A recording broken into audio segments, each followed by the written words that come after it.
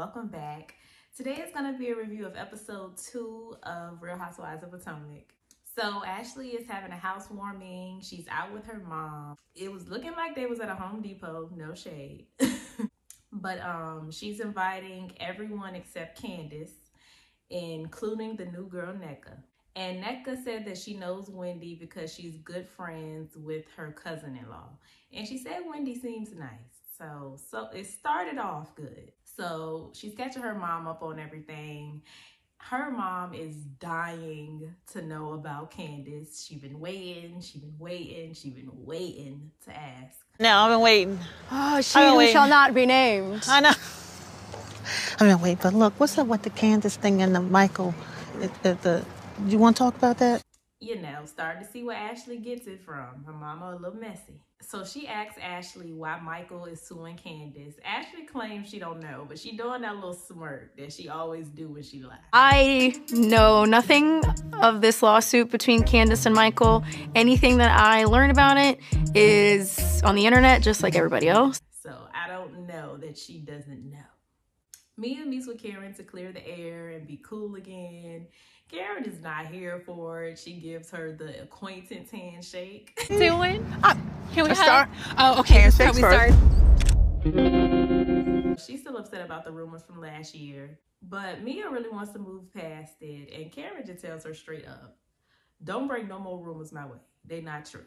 You know, Mia agrees. They agree to move past it. And then Karen asks her about, you know, the embezzlement claims from Giselle. Mia says that they're not true, but to be honest, she thought that there was some embezzlement going on as well, but there isn't. Mia starts talking about how she's getting healthier since the situation. She was so stressed out. She was mixing pills and alcohol, and she was doing this specifically that night that she threw the drink on Wendy. I don't know about all that. But speaking of mixing pills and alcohol, we meet Nneka. And it's Nneka, not Nneka. She's recently closed on a home in Potomac with her husband. Her husband is a doctor and a nightclub owner. They own several properties, maybe in Nigeria. She's not too sure.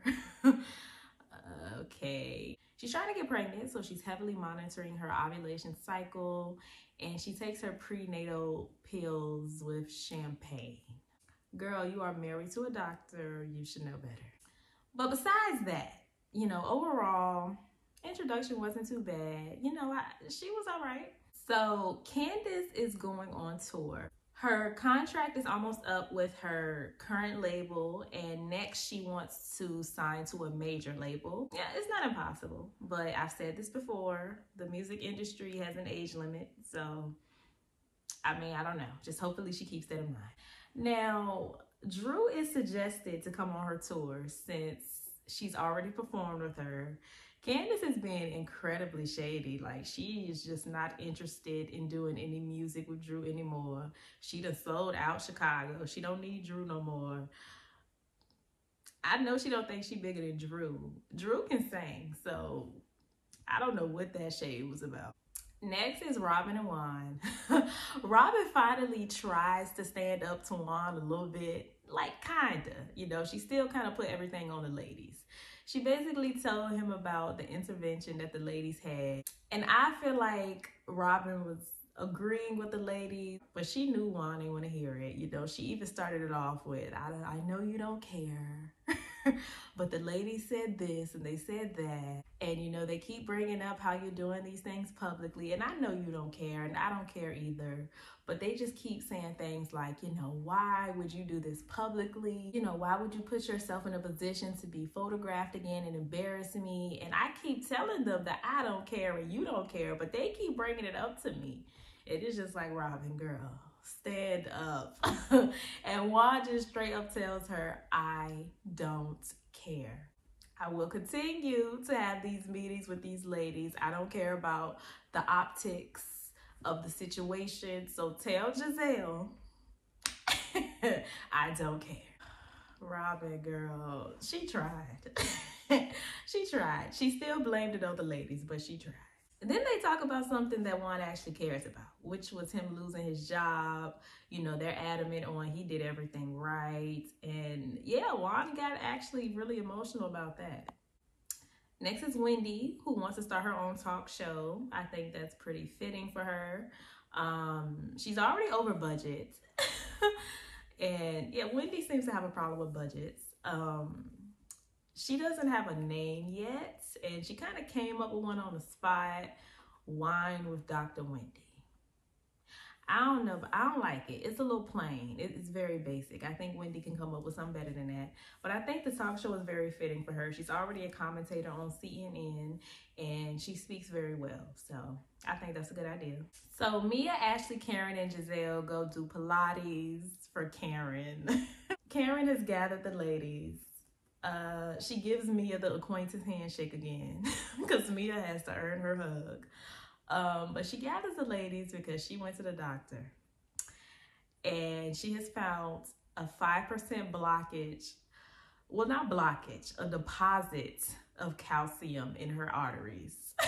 She is being dramatic, but taking a step towards health is always a good thing. So after the workouts, after they do their Pilates, they talk. And Giselle asks Robin if she wants to apologize. Giselle asks Karen if she's going to apologize to Robin, given everything that Robin is going through and because of the rumor about the woman that looks like Karen. Well, now that we know that that is true, Karen has nothing to apologize for, in my opinion. Obviously, she was right. The only thing that she had wrong was that the lady did not have blonde hair, but that lady looked just like Karen. So she was right. But Karen honestly didn't know it to be true. It was just a rumor. So she agreed that she owes Robin an apology. Then they asked Ashley the same things that her mom asked. You know, is she divorced? Why is Michael suing Candace? Ashley tells them she don't know. She talks about how her and Candace aren't friends. Candace told her to never speak to her again. She sent her this text saying that she knows exactly who she is and all of this, but that is some BS. Candace and Ashley are friends. They like each other.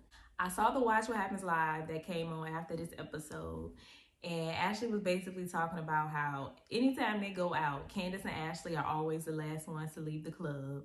They don't get home till like 6 in the morning. They're friends. They just fight on the show. They're like frenemies. They're like a mini Giselle and Karen. Y'all gotta remember, Ashley did bring Candace on the show. They were friends from the pageant world. So it's time for Ashley's housewarming. Giselle and her uncle, and not her uncle, Ashley's uncle, arrived first. And basically, Ashley has to go around giving the same thing about Michael and answering the same questions because clearly nobody knows what's going on. If y'all remember her uncle from previous seasons, he was never here for Michael, here for their situation. So Ashley was trying to kind of hide the fact that she went on vacation with him. But y'all know Giselle is messy, and she went ahead and brought it up. So yeah, they just catching the uncle up on all the business. All of the ladies arrive, Charisse arrives, and her and Karen have on similar outfits. The ladies are doing too much, trying to make it seem like they twinning. They don't be twinning, they just be wearing similar types of outfits. So Ashley takes the ladies on the tour. As she's giving the tour, Wendy walks in and only speaks to Karen and Charisse.